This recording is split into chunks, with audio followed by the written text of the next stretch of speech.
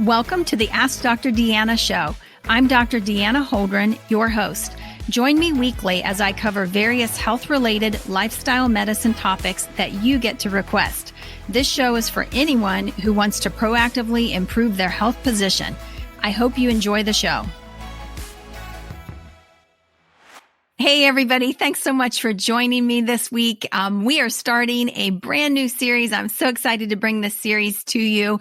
So many of my patients have asked for this specific series, and we're calling it Optimal Health. It is a 5-week series designed to basically give you all the information you need to reset your health, to transform your health, and to get yourself on the right track. And so this week, what we're going to be covering is basically what I like to call sick care versus health care. And what my goal is in this series is basically for you to feel empowered by the end of the 5 weeks and to feel really confident that you know what to do and how to proceed. My hope is that you will become your own advocate in your healthcare, and that you will become, in a sense, the healthcare CEO of your healthcare as well. And so, to start off, I just want to talk about, what I call the State of the Union in healthcare. And basically, when you look at the State of the Union in healthcare, it's really not good. We have a lot of disease. We have a lot of new disease. We have a lot of issues going on. And basically, a lot of this, what I call sick care, is in fact because of, or you can trace it back to, the standard American diet. And I know you guys have heard me talk so much about that in the past. We're going to hit on that today as well. But basically, the standard American diet is loaded with empty calorie foods that are depleted of nutritional value, foods that basically were grown in a very depleted soil, foods that are genetically modified. And, when you look at foods that are GMOs or genetically modified, they are taking a portion and basically splicing it into the DNA of a plant. And that makes it kind of a whole new species. Well, sometimes there are also bacteria, there are viruses, there are other things that kind of get spliced in there as well. So we're going to talk about just not using genetically modified foods because not only, we're really not sure long-term effects of that and how that affects our bodies. But on top of that, those genetically modified crops are basically modified so that you can mass spray those crops with chemicals, with pesticides, chemicals that are going to kill weeds, herbicides, and basically that chemical content, glyphosate, does in fact absorb into the plant. It does get passed on to us. On top of that, some of these chemicals are used as drying agents on crops that aren't even genetically modified. So that's why it's so important that we know where our food is coming from and, how it's being produced. Where did this, who grew this, and under what conditions was this particular product grown? In addition, when you look at the chemical content in our foods, it's absolutely astounding. So, I talked a little bit about glyphosate already. I don't like glyphosate. The reason I don't like glyphosate is that it destroys the gut microbiome, which is so important for so many different functions in our body. And on top of that, it, definitely has been linked to, various cancers as well. So we just try to avoid anything in that category. It doesn't need to be in food. It should not be there. It shouldn't even be in the market. And yet here we are with it basically in pretty much everything from, Cheerios to Goldfish. You're going to see some levels of glyphosate in those products, but also the PFAs. You hear a lot about PFAs right now. There was a new study that just came out, and it talked specifically about women and PFAs, and that basically they are more likely to have hypertension if they are regularly exposed to PFAs. Well, where are these PFAs? They are in wrappers for fast food wrappers. They are in nonstick skillets, flame retardant materials, or water resistant materials that are oftentimes in our homes. You might find PFAs in shampoos, different household products throughout. And so what we know is that they also can cause cancer, but they definitely have a negative impact on our health overall. And here they are. These are the chemicals that they don't degrade in our environment. So think of a food wrapper wrapper, for example, from a fast food, you know how many fast food, I can't even imagine how many fast food burgers or whatever are sold in a day in the US. But imagine all of those wrappers landing in a landfill somewhere. They do not break down. They've got these PFAs in them, which stay in the environment, make it into our water system, and then we're basically drinking them, which is why it is so important that we have clean sources of water as well. So this diet with all of these chemicals and all of these processed foods that I call frankenfoods, it's more like a Frankenstein thing, something that was cooked up in the lab. It's not really real food at all. It's more fake food, and basically has a negative impact on our health. But in addition, it does have a huge impact on the gut microbiome. The gut microbiome is responsible for, the majority of our immune system is in our gut. We make neurotransmitters. Neurotransmitters are the things that make us feel good, that make us feel joy, that make us feel healthy, happy, excited, all those things. That's all neurotransmitters, and that's all coming from the gut. The gut also is responsible for detoxification to help us basically clean our system out and rid our body of toxins. And then it's also responsible for nutrient absorption as well. And so, the micronutrients, we eat food and, hopefully it's nutrient dense food.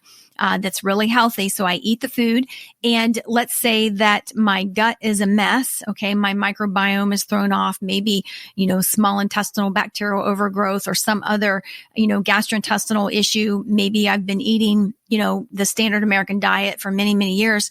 And basically that's going to cause some inflammation within the gut that interferes with the body's ability to then absorb those key nutrients and be able to assimilate those and use those in the rest of the body. So that's why it is so important that we pay attention to what we are eating. The standard American diet has got to go. Okay. It's not where it's at. We've got to make some changes. If we want to see improvements in health, this is the very best place to start.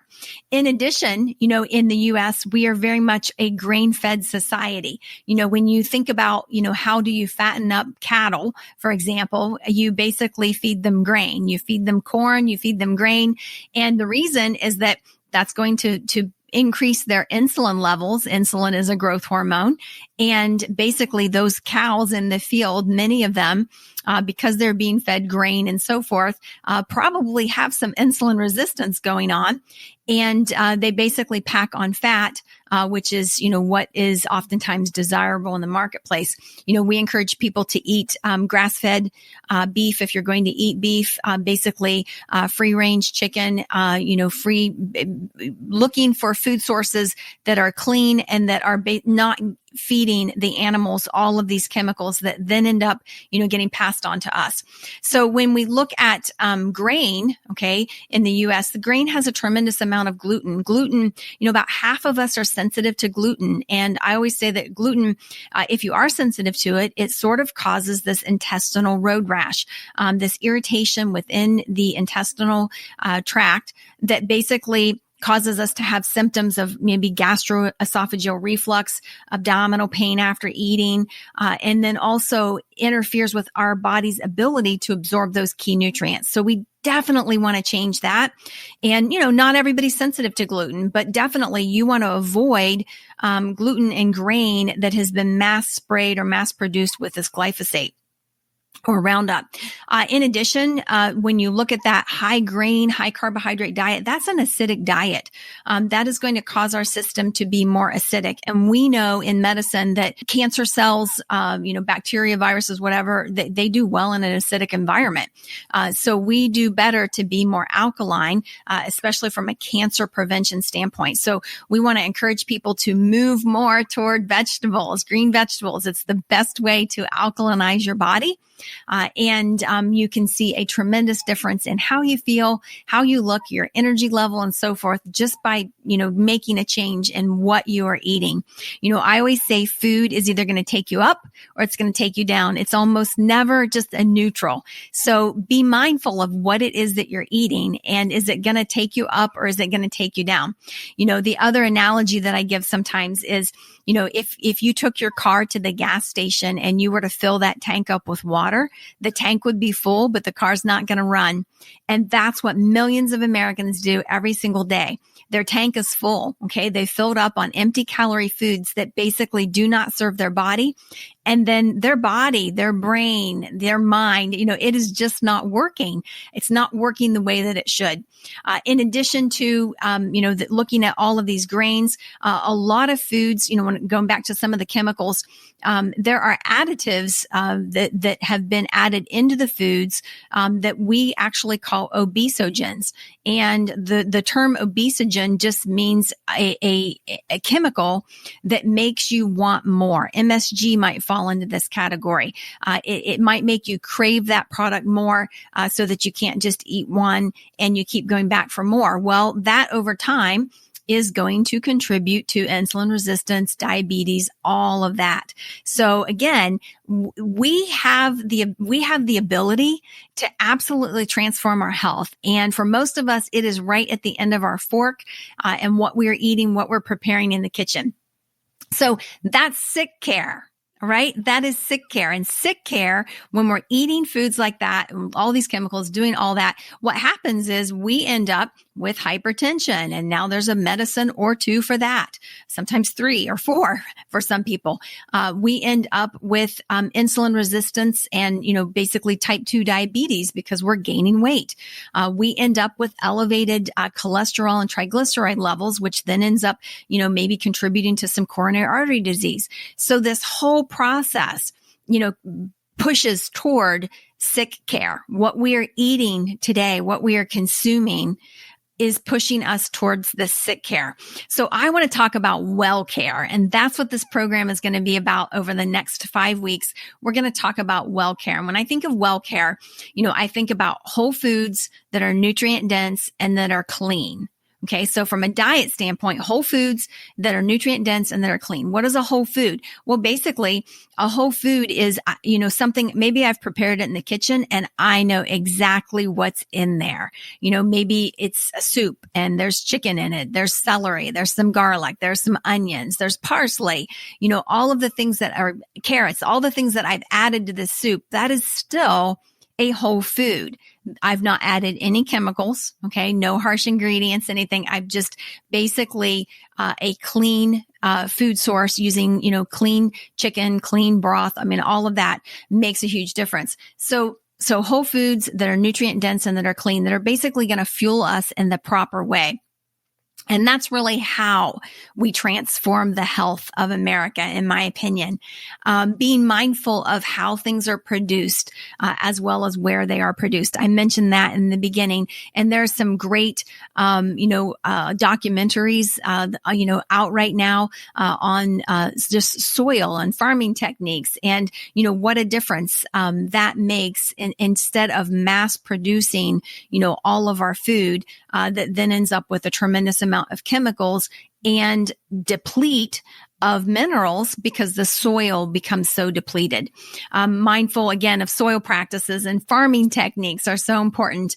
And when we see this, okay, so when people are following a program like this, where they are really mindful of what they're eating, what they're putting in their body, trying to avoid all those chemicals, basically their weight is managed. Okay. Weight is managed kind of naturally. They have no more insulin resistance, because this is actually reversible. Insulin resistance, prediabetes or type 2 diabetes is a reversible disease. It absolutely is through diet. Now, that doesn't mean, for some people, they may need to be on some medication while they are reversing it. But even if they are on medication, this still can be reversed, and that will make a tremendous impact in their overall health.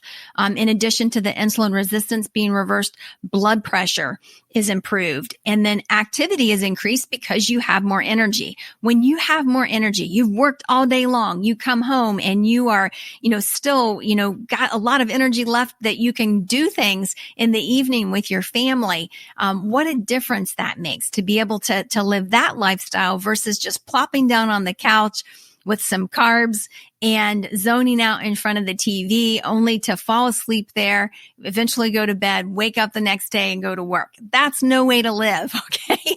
Some of you might go, no, that's exactly what I'm thinking. But no, seriously, it's not. We've got to be moving. We've got to be active. So let's talk for a minute about this insulin resistance. I'll cover this more in detail, I believe in week 3 of this series. But insulin resistance is basically a product of our diet. When we are eating too many grains, when we are grain fed, okay, so I'm eating, let's say I'm eating a ton of carbohydrates, my blood sugar is naturally going to increase. Okay, my blood sugar goes up.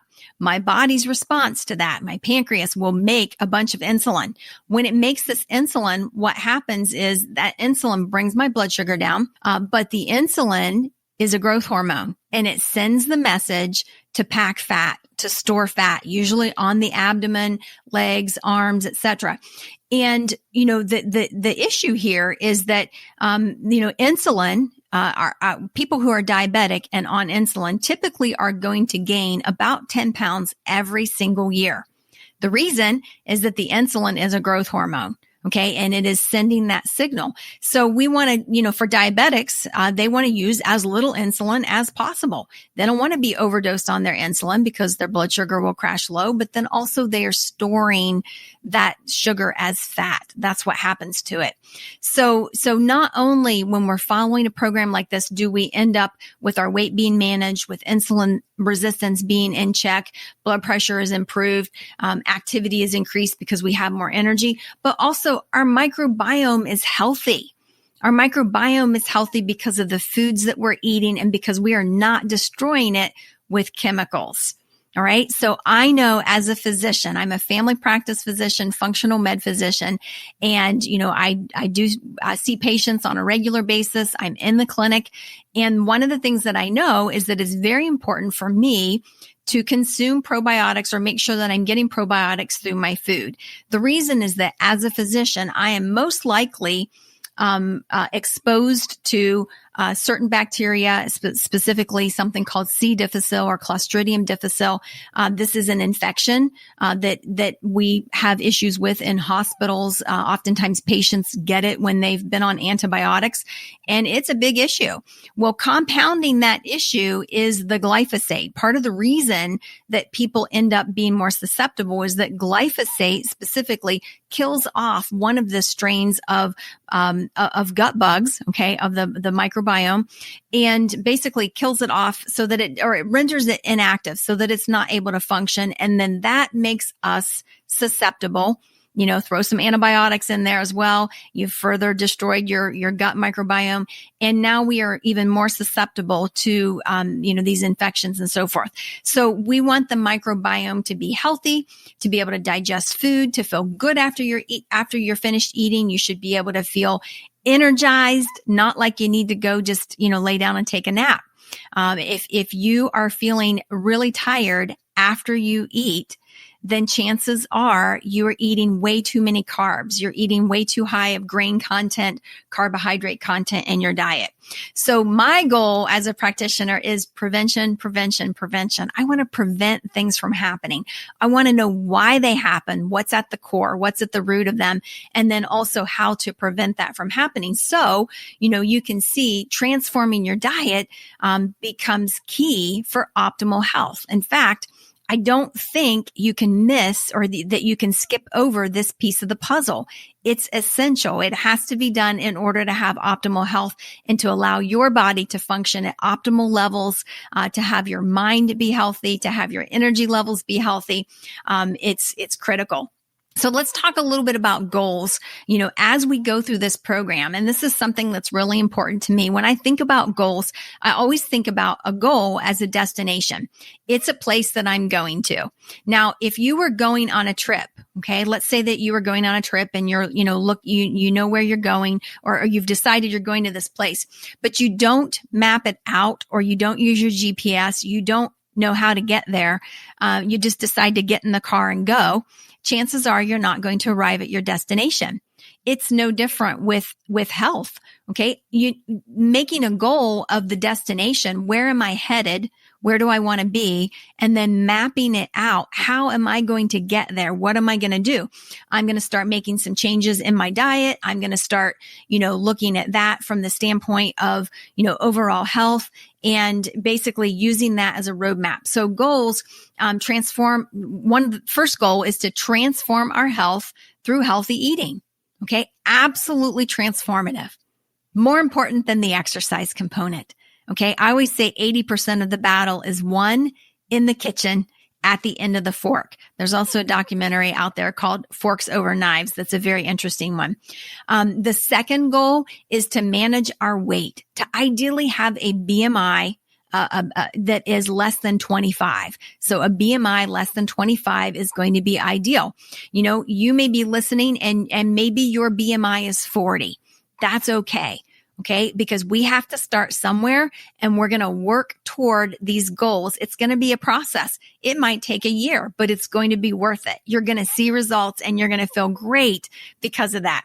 A third goal that I have is to reverse or positively have a positive impact on a person's diabetes, their hypertension, and their hyperlipidemia, their cholesterol levels. Okay. So when we transform our health through healthy eating, we're going to see a positive impact on those things as well. And it's going to be fantastic. So those are some of the things that I am looking to do with this series. Next week, we are going to talk about whole foods that are nutrient dense, that are clean. We're going to talk all about nutrition. What should you eat? What shouldn't you eat? How do you fuel your body so that it's functioning at optimal levels? How do you fuel your brain so that it's functioning at optimal levels? What about your metabolism? How do we get that going at optimal levels as well?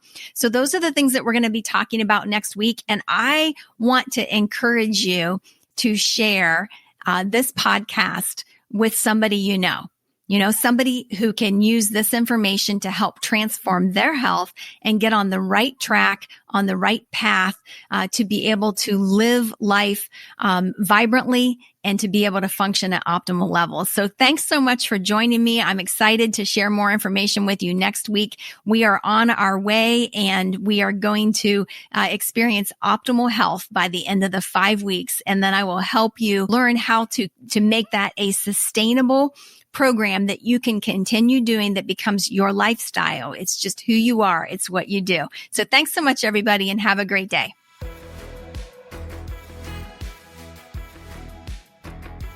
I hope you enjoyed that episode. For more information, visit me at deannaholdren.com. Find me on Facebook, Instagram, and Twitter at Dr. Deanna Holdren.